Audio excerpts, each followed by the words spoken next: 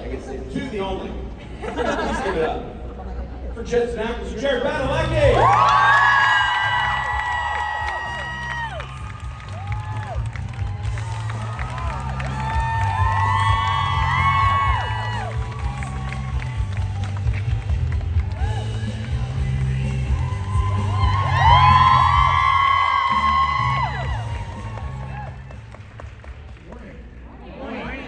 How was the show?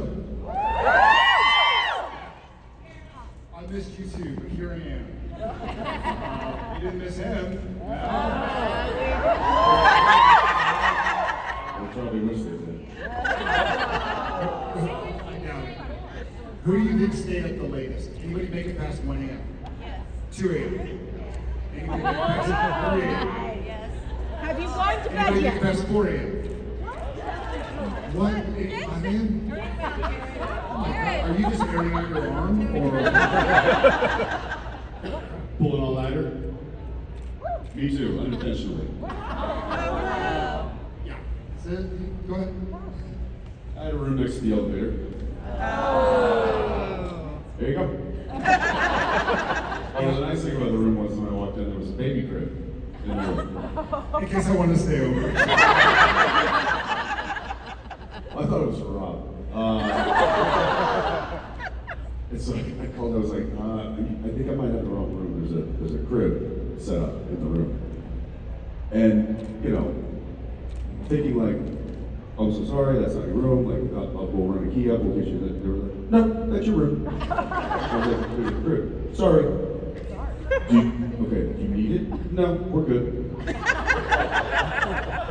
I'll just hang on to it then. Good night.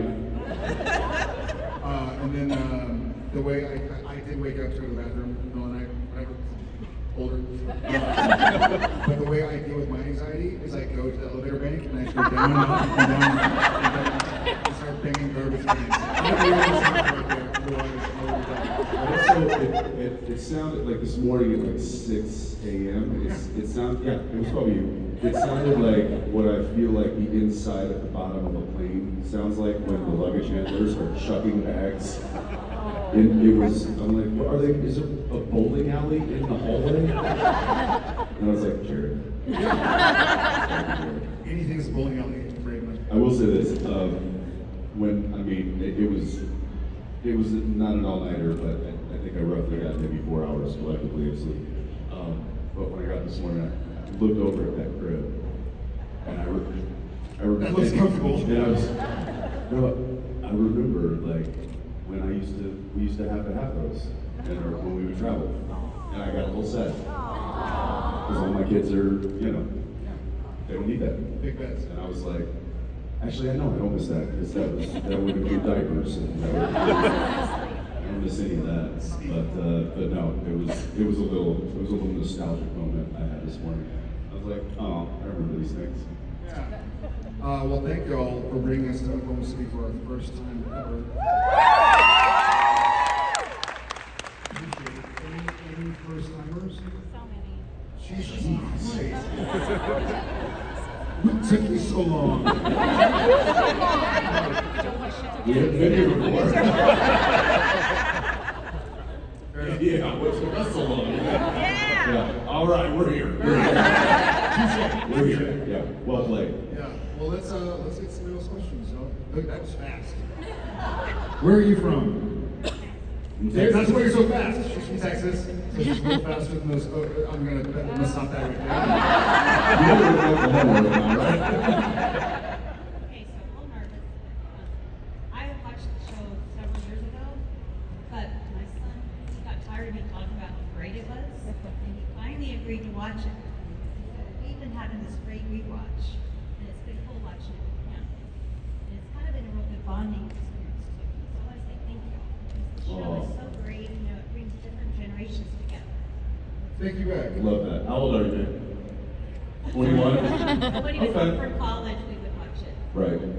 So you missed it kind of when it came, but then you were like, oh, well, maybe I'll check this out. Yeah, that also helps because if your mom started showing it to you when you were 1, when we aired, we'd be backing away slowly. Very cool. No, so my question is, do you have any fond memories Say it again, I'm sorry, do it right. Sorry. Fond memories. Fond memories you've had with your parents, one or the other, growing up, that was kind of a good bonding experience like that. And since y'all are so busy, what are some bonding things you try to do with your kids now? You know, when you have time, because I know you don't have a lot of time. Yeah. Fond memories with your parents, and then things y'all try to do now to make good memories with your kids. Okay, I'll start because I have just the answer. So my daddy and I, we would go to card shows. I would collect cards and coins and whatever when I was a kid. Nerd. Yeah, I am. Nerd. But we would go to card shows and open baseball cards together and basketball and football. And so I do that with my son with Pokemon cards. We are way into Pokemon now. So, and then Nerd. And then with my dad, I would play horse in the yard in the front driveway. I do that with my older son Tom, who's 13, and with Odette, we swim. Yeah. And with my mom, we read books. We talk about like lore. She taught Shakespeare and heroes, myths, and legends. And so we do the same thing with all three kids. So that's my kind of fun. Yeah. Thank you.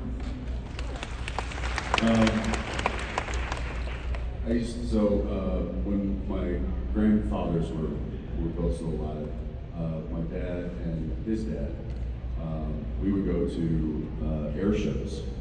Because my grandfather was in the Air Force, World War II. And so we would go and watch the air shows in Texas all the time. And that was something. And then, so that's what we did with my dad's dad, and then with my mom's dad. My dad and his father-in-law, which is my grandfather, we would go fishing. We would do like an annual fishing trip every year, and that was a lot of fun. I mean, it was so many mosquito bites, because it wasn't like going offshore fishing like on a big, but this was like a stock pond, lakes, you know, sitting in the reeds, trying to catch a bass.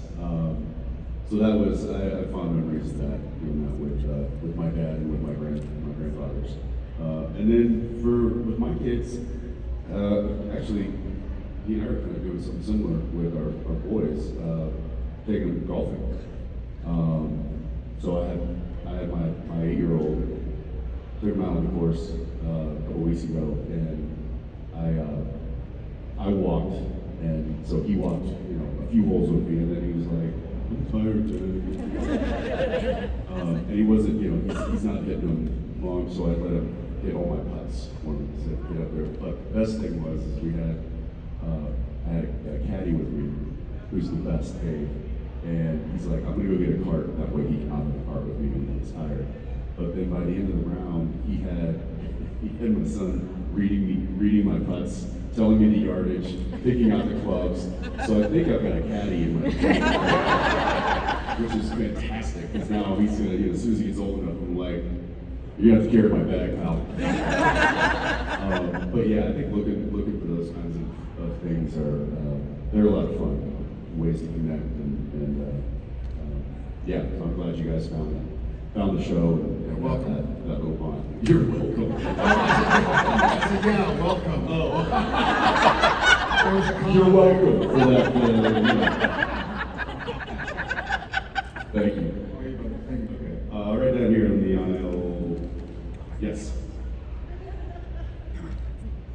Okay, first a statement I wish, but so when Supernatural first came on, I had just enlisted in the Air Force in the first year. Woo!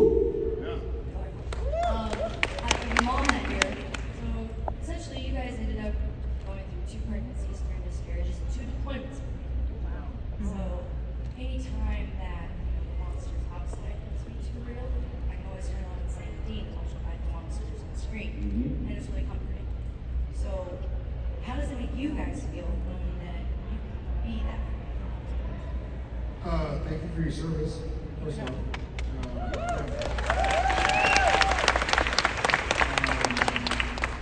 It's honestly, it's one of the reasons I still love coming to these and meeting the fans, because I think we've said it before, but I'll say it again.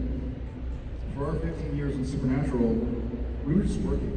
You know, and we were in Vancouver, we were in LA, going to red carpets and premieres and this and that. It was like, go to work, go home, wake up, go to work, go home, wake up, go to work, go home, wake up, go to work, go home, wake up, go to work, go home, wake up, go grocery shopping for the week, or try and do something and try and get a breath of fresh air or a nap or something. And so for the first many years, we didn't know if anybody was even watching. You know, it was still kind of a time where it was like the old Nielsen box screens and like they were unreliable. It's like, well, I guess people are watching because they're telling us we can finish the season. But hearing now that we've been a part of some people's lives, it's pretty cool. It's like, I'm proud of past Jared, and I know Jensen's proud of past Jensen. Like, cool, we get to be here and meet y'all and kind of recap the last 20 years of like. So, thank you. Yeah, touching on what you said, like we did just kind of keep our heads down and work. And we were away from our families, we were away from our friends, we weren't at home, and about the closest thing an actor can get to being employed. You know, we were away, and we had a mission, and that mission was to show up every day and do the best work we could. But the only interaction we were getting with our work were the people we were working with. It was the camera operator, the boom operator, the sound guys, and the directors, and and so when we get to hear that what we're doing is making any kind of a difference in anybody's life, I think that's the legacy that he and I really hold on to, are proud of, that we created something that affects people in a positive way, that brings people together, that gets people through hard times, and that's been, I think, the greatest gift that you guys have given us, is sharing that with us, knowing, letting us know that what we did mattered. So, everybody wants to matter.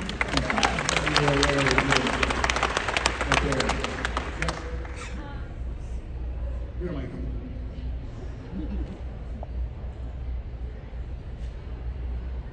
I also just want to thank you guys for everything you've done. I dealt with anxiety, OCD since I was 6 years old, and so always be fighting has been really big for me, and just the whole show in general. But I know that a lot of us get very starstruck meeting you, so I'm wondering if you've ever been starstruck. me never. I am right now. I mean, I feel like yes, but listen, we've heard the story. I think some people have heard the story where this guy, I had to pull him away because he was losing his mind.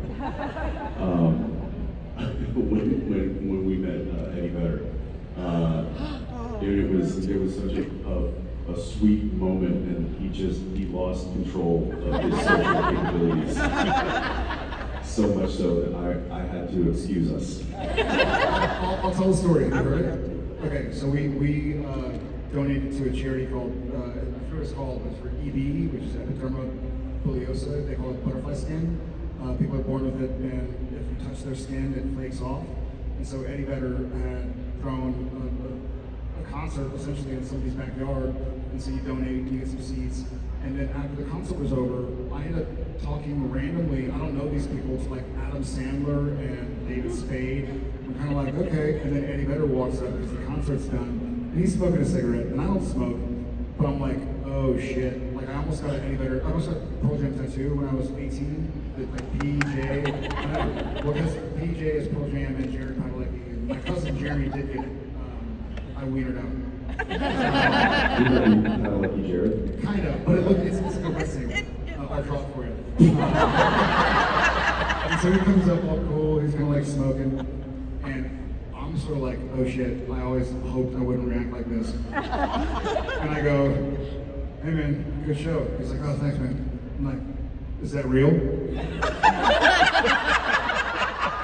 my head, I'm thinking I'm asking him if it's like tobacco or marijuana or I'm something else. standing this close to him. Yeah. Like where he comes up, it's like, hey, shake hands. He's like, hey, thanks for coming. Great show. And I'm just Cool, looking it's like, cool. this person next to me. Is that like real? And he's like, Yeah. yeah. I go, do you mind if I, Really drag? So he kind of looks at us like, okay. It was a slow get. He'd go, it was like, And I was like this. I was like, thanks, man.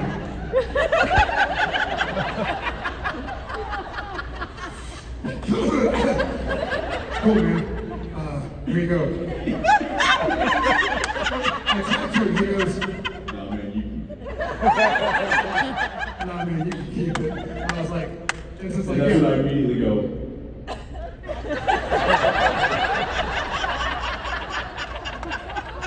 we didn't just walk away from the conversation.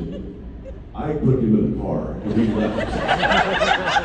That you have just lost all of your cool. And also, I don't know if you remember, I'm sure you do.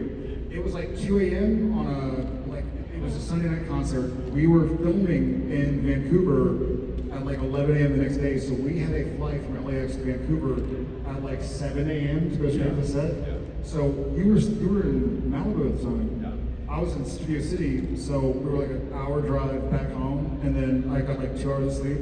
Hour drive back to get on the plane to go shoot in Vancouver. But yeah, I lost my cool. Yeah. Not my fault. Not my fault. Kind of. He still has that cigarette. It's still in the shadow box. Yes, and then a gray t-shirt. Yeah. Oh no. No, gray t-shirt, not green. But we'll get to you green. Hi. Hey. So I have a question for you guys. Shocking, I know. When was the moment that you guys felt like you made it? Like you got recognized and you just made it in the big industry? Still waiting. Yeah, I mean, there's one mindset of you've never made it, you know? Which, honestly, it's like I'm still feeling like I'm trying to earn everything I have and everything I'm able to do. When did I feel like, but there is an answer to that. I do think that it was probably our first Hall H at Comic-Con, that I recall. Because we were in a smaller, like, Communion Room 3 or something for a couple seasons, and then Hall H has 7,000 people, and they told us there were people in the hallways waiting, and we were able to walk up the stairs and see all the people waiting who had slept there. And I was like, oh, people watch the show? So I think that was probably a big smack in the face of like, hey, people watch the show.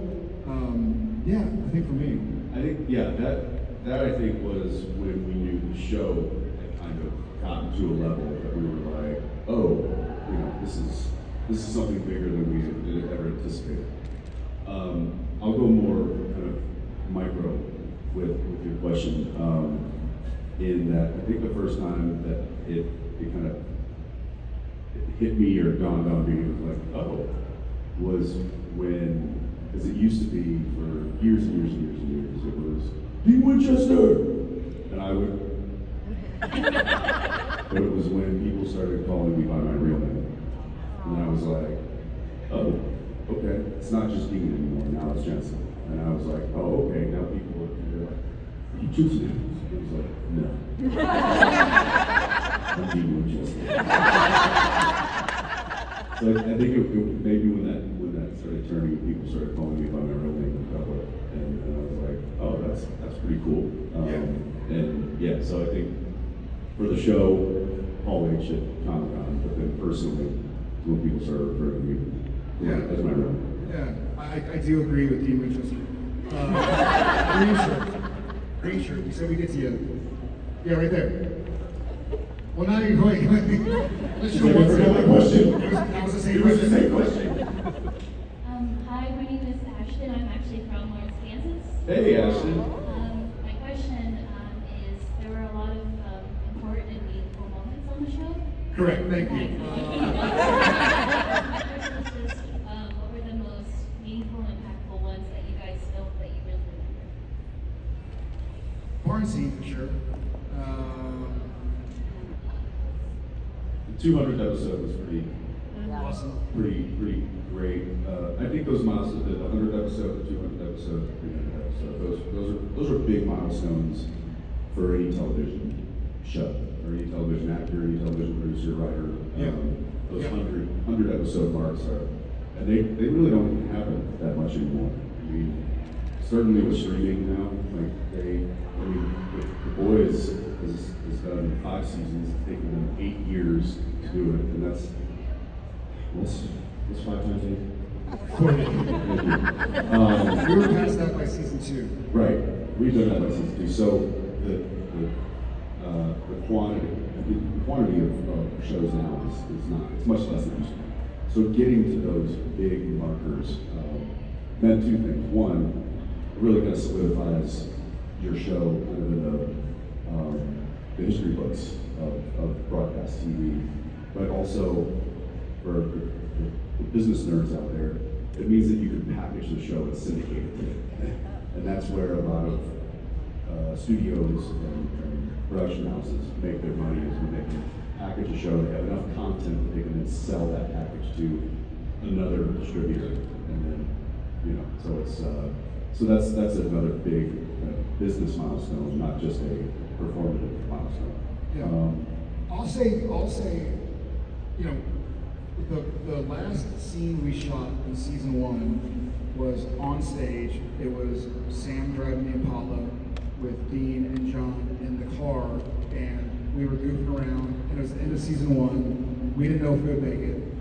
The show had gone from WB Network to CW Network, and we didn't have a pickup.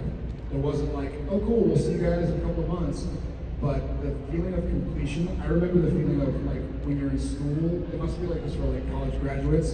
It's like, oh my God, we did it, I did it, you know, we did it.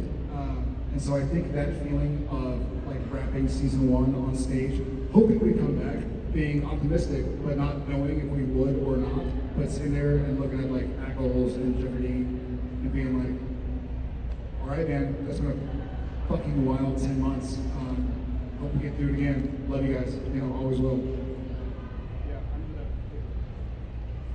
All right, let's go Thank you. over. How about, all right, far back corner. Yep. Hi. In the first part of the show, you guys did a lot of chasing, like, urban legends and stuff. Mhm. So has there ever been a time in your real lives where you're like joining the airplane club? Like, Join the airplane club? you know, like Mile High Club? 10 other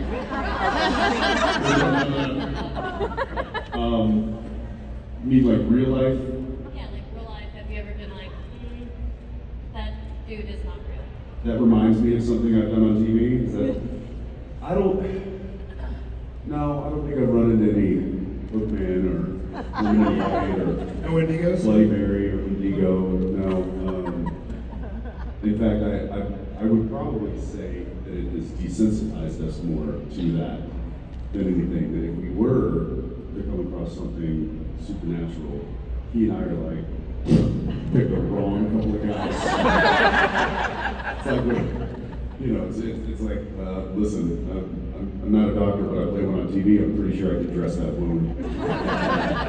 There's some actors who think they can. Yes. But also, like, there's an interesting thing with actors that play a role of a profession, a real profession, like a doctor, because they are effectively getting taught by an actual technician, professional, the correct way to say things, do things, dress things, you know. So they do have an odd skill set that wasn't taught to them by going to school. It was taught to them by somebody who already did that and was teaching them the proper way of doing things. So we have this weird skill set that we learn that I don't know is applicable to real life unless we're faced with something supernatural. And in that case, they pick the wrong guys. Very true. Yeah. Thank you. I see you, blue supernatural shirt, glasses, yeah, the finger. I've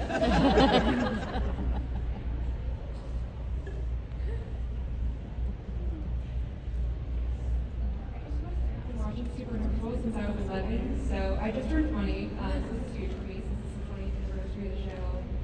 So Sam and Dean are both very special to me, and some of you guys, because I am in my third year of art school, and like everyone tells me, you know, you're not going to have a career, but you guys, being actors and stuff, it's like a tumultuous thing, but it really inspired me to keep going and push myself.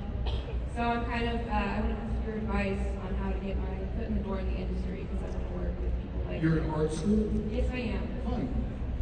I don't know much about art school, and that's awesome.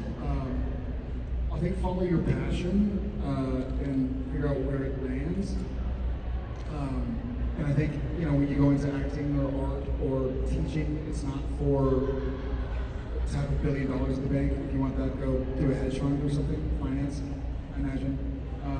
But I would say just keep on working. Just don't compete with anybody else. Just compete with yesterday's you. There's a great quote. I think it's Hemingway, and it's nobility is not being superior to your fellow men. Nobility is being superior to your former self. So if you, I wish I thought of it. But I think if you just keep on trying to be the best you can be, I think that's what he and I did by accident. Is we just tried to learn all the time, and then when Supernatural came around, we were ready. We were like, okay, cool. I have been competing with this person, that person, I've been competing with me, so now I feel like I'm a better version of myself. And then just, you know, say yes to opportunities if they feel comfortable. Yeah, there's many different avenues into the arts, and I think if you know, if you have in your mind like, oh, this is the way I need to go, you're going to miss out on opportunities to get you where you need to go. And so I would say there's, you know, especially with, you know, film and TV or music or you know, actual art, painting or art world, art scene, design, whatever it might be, there's a variety of ways to get your foot in the door. And then I think once you do that, then you start to acquire a skill set that's applicable to all the arts. And so I would say, you know, always keep your eyes open, say yes to opportunities, and then learn as much as you can in every opportunity you get. Yeah, all right, I think we got time for one more. Okay, right here in the center. Yes. Yeah, you, the one that's hands up, that you're like, me? Hi, I'm Kat. I love you both so much. My question is kind of two-part. First is, how do you balance coming to these conventions all the time with like your work and other projects that you're doing? And do you ever get tired of doing them for so long? I'll start first. I'm not working right now, so there's no balance. My only work is at home with Jen and the kids. Yeah, these are a wonderful escape. I mean, it's like we get to have a 10-year reunion or 20-year reunion a couple of weekends a month or a couple of weekends out of the year.